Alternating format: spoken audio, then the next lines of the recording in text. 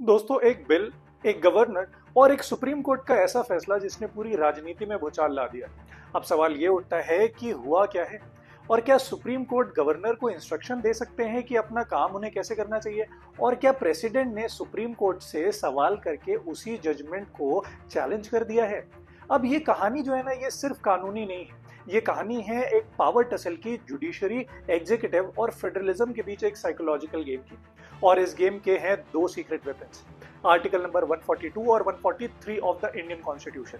तो चलिए इस जर्नी पे चलते हैं और समझने की कोशिश करते हैं कि वो कौन सा जजमेंट है जिसकी वजह से ये पूरा बवाल चल रहा है, और साथ ही आर्टिकल नंबर 142 और article number 143 of the Indian constitution क्या है, और कौन से ऐसे क्वेश्चंस हैं जिसे रिसेंटली सुप्रीम कोर्ट में उठाया गया है प्रेसिडेंट के द्वारा।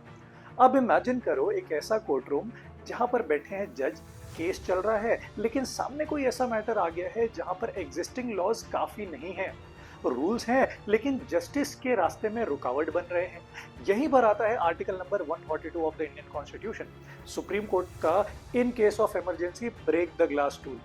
ये आर्टिकल सुप्रीम कोर्ट को ये पावर देता है कि अगर किसी भी केस में कंप्लीट जस्टिस को करना हो तो वो किसी भी ऑर्डर या फिर डिक्री को पास करके कर सकता है, चाहे ऐसा कोई स्पेसिफिक लॉ हो या ना हो, और वो पूरे के पूरा जजमेंट जो है वो पूरे देश भर में एप्लीकेबल होगा। जैसे पार्लियामेंट के लॉज होते हैं, ये एक ब्रिज बनाता है लॉ के टेक्निकल पॉइंट और जस्टिस के लार्जर प्रिंसिपल के बीच में। अब सुप्रीम कोर्ट कहता है कि लॉ के गैप्स को हमें टेम्पररी फिल करना है, और यही पावर हमको आर्टिकल 142 देता है ताकि जस्टिस का घाटा ना हो। अगर कुछ रियल वर्ल्ड एग्जांपल्स की बात करूं तो 2016 का बीसीसीआई का रिफॉर्म वाला जजमेंट, 2018 का शबरीमला जजमेंट और कुछ एनवायरमेंटल इश्यूज, आर्टिकल 142 के ऐसे केसेस हैं जहां पर सुप्रीम कोर्ट ने इस टूल का सही से इस्तेमाल किया था। अब मान लीजिए कि प्रेसिडेंट के पास एक ऐसा लीगल या कॉन्स्टिट्यूशनल सवाल आता है जिसका जवाब कॉन्स्टिट्यूशन में भी अनक्लियर है, तो क्या करें? पार्लियामेंट से पूछें या फिर मंत्रियों से पूछें? तो ऐसे ही मैटर्स से डील करने के लिए प्रेसिडेंट के पास एक है direct hotline to the Supreme Court, article number 143। अब आर्टिकल नंबर 143(1) कहता है कि जब भी कोई इंपॉर्टेंट क्वेश्चन ऑफ लॉ हो या फिर पब्लिक इंपॉर्टेंस का कोई भी मैटर, प्रेसिडेंट सुप्रीम कोर्ट से डायरेक्ट लीगल एडवाइस ले सकते हैं कि प्लीज गाइड मी, इस सिचुएशन में क्या करें। अब आर्टिकल नंबर 143(2) जो है ये थोड़ा सा स्पेसिफिक है, मोस्टली यूज होता है जब किसी प्री कॉन्स्टिट्यूशन एग्रीमेंट या फिर ट्रीटी का इशू हो। लेकिन एक ट्विस्ट है, सुप्रीम कोर्ट का जो भी जवाब आएगा वो सिर्फ एडवाइजरी होता है, यानी प्रेसिडेंट चाहे तो उसे मान सकते हैं और चाहे तो उसे पूरी तरीके से इग्नोर भी कर सकते हैं। पर पॉलिटिकल प्रेशर और जुडिशियल क्रेडिबिलिटी की वजह से ये एडवाइस काफी हैवी होती है और जनरली मान ली जाती है।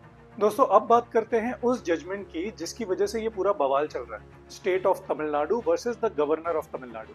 अब तमिलनाडु गवर्नमेंट ने कुछ इंपॉर्टेंट बिल पास किए थे, जैसे कि अपॉइंटमेंट रिफॉर्म से रिलेटेड, स्टेट यूनिवर्सिटी से रिलेटेड और ऐसे ही कुछ और बिल। अब यहाँ पर बेसिकली जो बिल पास होता है ना, उसका सिस्टम क्या है।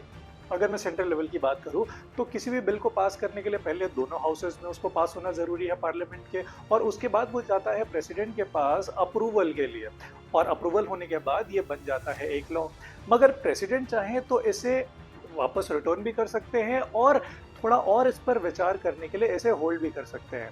अब ये सेम प्रोसीजर होता है एक स्टेट लेजिस्लेटिव असेंबली में भी, बस वहां पर प्रेसिडेंट की जगह होते हैं गवर्नर, और उनके पास पावर है under article 200 of the Indian constitution कि वो किसी भी बिल को या तो रिटर्न कर सकते हैं या होल्ड करके रख सकते हैं।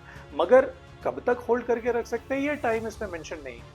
अब तमिलनाडु की अगर हम बात करें तो स्टेट गवर्नमेंट ने कुछ बिल जो पास किए थे उसको गवर्नर ने डिले कर दिया, यानी कुछ तो रिटर्न किए, कुछ रिजर्व किए और बाकी पे था साइलेंस।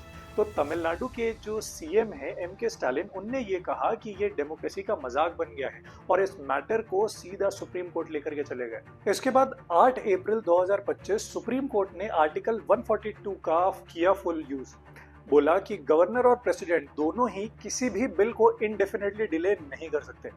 बिल के ऊपर एक्शन रीजनेबल टाइम में होना चाहिए और ये टाइम रखा गया 3 महीनों का। और सबसे बड़ा कि डीम्ड असेंट, अगर गवर्नर कुछ बोले ही ना तो बिल पास माना जा सकता है। सुप्रीम कोर्ट के जजमेंट के बाद प्रेसिडेंट मुर्मू ने आर्टिकल 143 का यूज किया। ये सवाल उठाया गया कि क्या सुप्रीम कोर्ट टाइमलाइन डिसाइड कर सकता है कि गवर्नर और प्रेसिडेंट कैसे काम करेंगे, और क्या सुप्रीम कोर्ट डीम्ड असेंट जैसा रूल बना भी सकता है, और क्या जुडिशरी एग्जीक्यूटिव के ऊपर इंस्ट्रक्शन डाल सकता है कि काम कैसे करना है। और कॉन्स्टिट्यूशन में जब चीजें लिखी ही नहीं गई है तो फिर कैसे। यहाँ पर क्रिटिक्स ने ये कहा कि ये आर्टिकल 143 का मिसयूज है। ये एक तरीके का इनडायरेक्ट चैलेंज है सुप्रीम कोर्ट के जजमेंट को डाइल्यूट करने के लिए। And now the bigger question, who has the final से। आज के टाइम पे ये डिबेट सिर्फ लीगल नहीं है, कॉन्स्टिट्यूशनल एथिक्स का सवाल है। क्या जुडिशरी बाउंड्रीज को क्रॉस कर रहा है, या एग्जीक्यूटिव पावर्स का मिसयूज हो रहा है और जुडिशरी सिर्फ उसे चेक कर रहा है। और आर्टिकल 142 और 143 दोनों अपने पीक पर है। ये कहानी सिर्फ तमिलनाडु के एक बिल की नहीं है, ये कहानी है भारत के कॉन्स्टिट्यूशन की, जहां जुडिशरी और एग्जीक्यूटिव्स की बाउंड्रीज को डिफाइन किया जा रहा है। और आप एक सिटीजन के रूप में इस कहानी का हिस्सा हो, तो कमेंट करके जरूर बताएं कि क्या सुप्रीम कोर्ट का ये जजमेंट सही था, और या फिर प्रेसिडेंट का रेफरेंस जस्टिफाइड है।